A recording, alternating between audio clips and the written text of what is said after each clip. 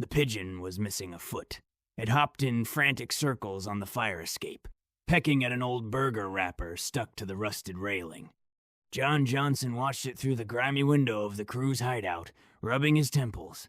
"Tell me again why we're doing this," Brock said, cracking his knuckles loud enough to make Trista flinch from his laptop.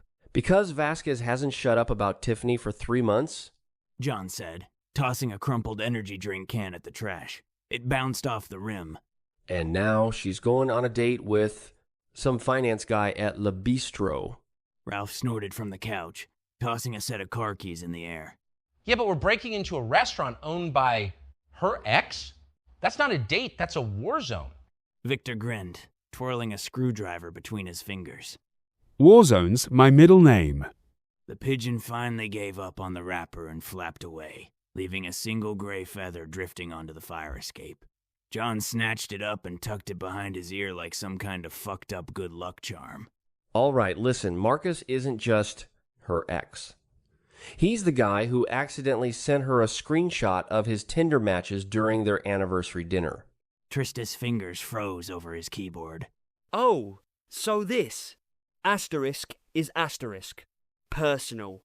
Every job's personal, Dante muttered from the corner, his face half obscured by the hoodie he'd been stitching camouflage patches into. Question is, what's the play? Poison the wine? Swap the reservation? Rig the fire alarms? Victor tossed the screwdriver into the air and caught it without looking. "I vote for all three."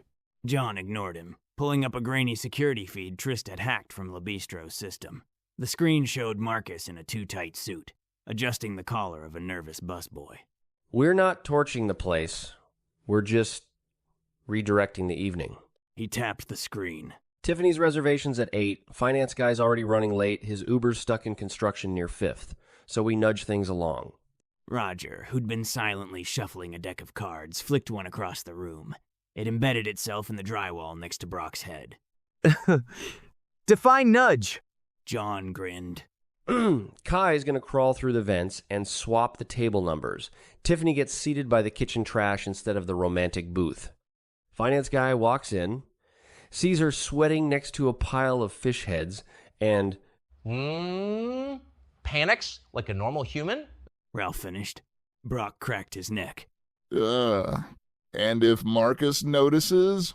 Dante stood, shaking out his hoodie. A dozen sewn-on patches now mirrored the exact shade of the hideout's peeling wallpaper. Huh.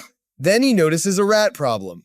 The door burst open hard enough to send a stack of takeout menus sliding off the radiator.